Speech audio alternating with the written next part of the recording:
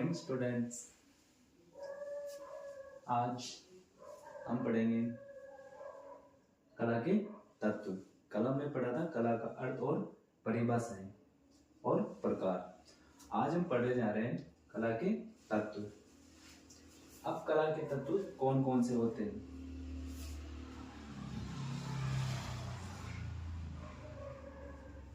कला के तत्व, कला की परिभाषा समझ में आ गई थी, कला का अर्थ और कला की प्रकार। तो आज हम पढ़ेंगे कला के तत्व। तो कला के तत्व कौन कौन से होते हैं? कला के तत्व में कितने प्रकार के होते हैं? तो कला के तत्व होते हैं 6 तत्व होते हैं।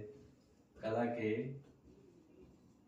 6 तत्व होते हैं। अब 6 तत्व कौन कौन से होते हैं? किसी भी चित्र का निर्माण करने के लिए किन चीजों की आवश्यकता होगी? कला के 6 तत्वों की आवश्यकताएं होगी। तो उनमें देखेंगे कि कौन कौन से कला के 6 तत्व होते हैं। तो सबसे पहले होता है रेखा, फिर रूप, फिर वर्ण,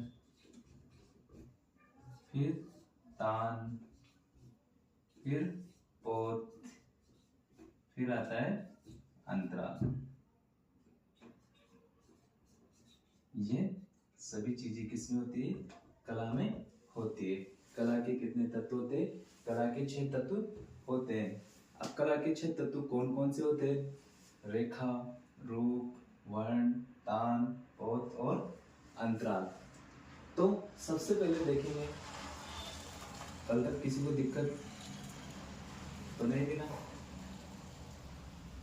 तो अब आगे बढ़ेंगे। आज हम देखेंगे कि कला के तत्व कौन कौन से होते हैं। तो कला के तत्व में सबसे पहले देखेंगे कि रेखा किसे कहते हैं। जैसे सभी को पता है कि रेखा कौन क्या होती है या रेखा कितने प्रकार की होती है।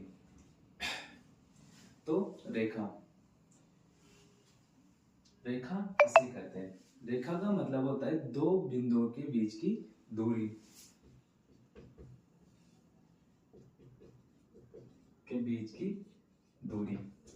ये क्या हो जाएगी? रेखा हो जाएगी।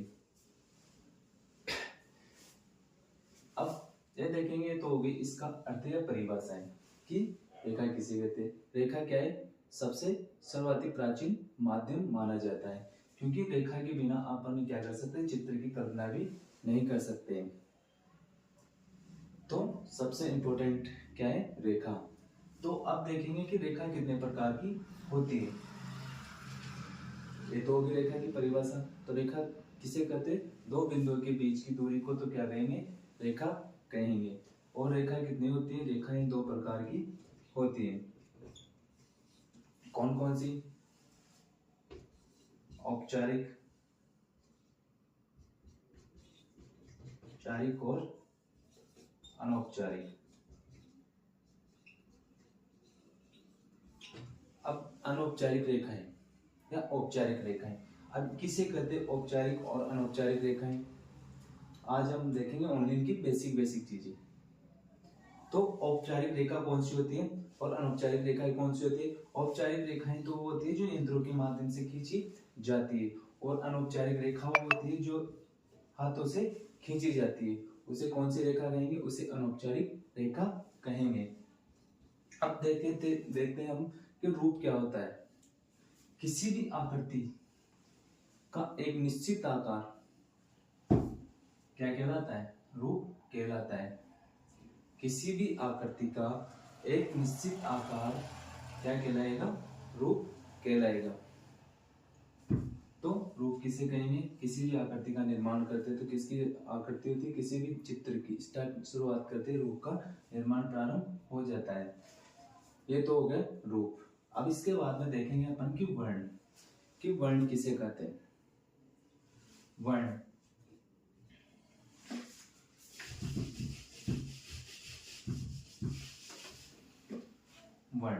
वर्ण को माना जाता है, वर्ण होता है प्रकाश का गुण।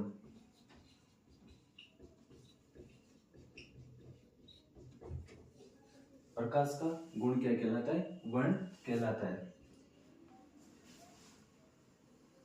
अब इसके बाद में होता है कि सूर्य की किरणों में कितने वर्ण होते हैं। सूर्य की किरणों में 7 वर्ण होते हैं, जिसको एक सूत्र के नाम से जाना जाता है, जिसे कहते हैं विब्ग्योर।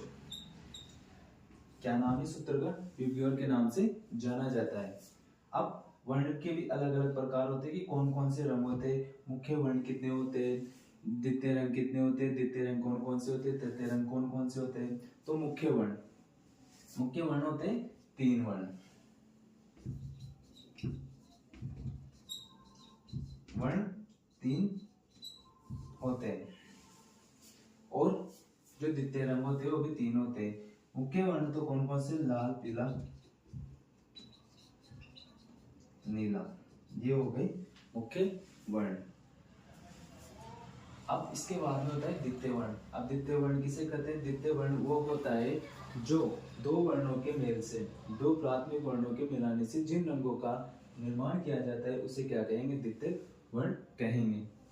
इसके बाद में फिर द्वितीय रंग के बाद में बनाते हैं तृतीय रंग। कि तृतीय रंग किसे कहते हैं?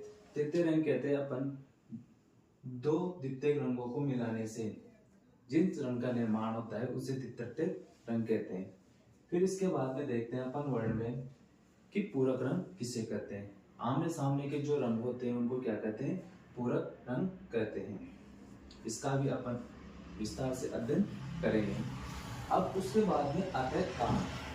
कि तान किसे कहते हैं? रंगत कि रंगत के हल्के और गहरेपन को क्या कहा जाता है? तान कहा जाता है। रंगत के हल्के और गहरेपन को क्या कहा जाता है?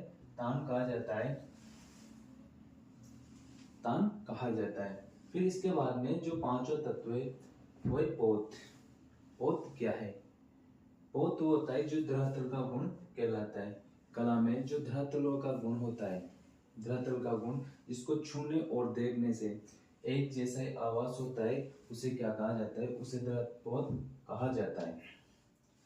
फिर जो लास्ट तत्व है वो है अंतराल। अब अंतराल किसे कहते हैं? अंतराल वो स्थान होता है जिस पर चित्र का निर्माण किया जाता है।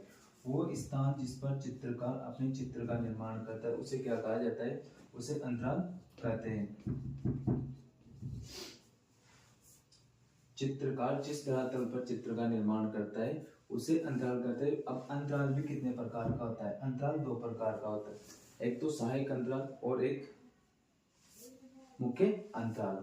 अब सहायक अंतराल तो उसे कहेंगे जिस पर अन्य आकृतियों का निर्माण किया जाता हो, और मुख्य अंतराल उसे कहेंगे जो जिस पर मुख्य आकृति का निर्माण किया जाता है। तो ये तो हो गया क्या नाम से? कला के तत्वों की बेसिक जानकारी। इसकी विस्तार से अध्ययन अपन कल की क्लास में करेंगे।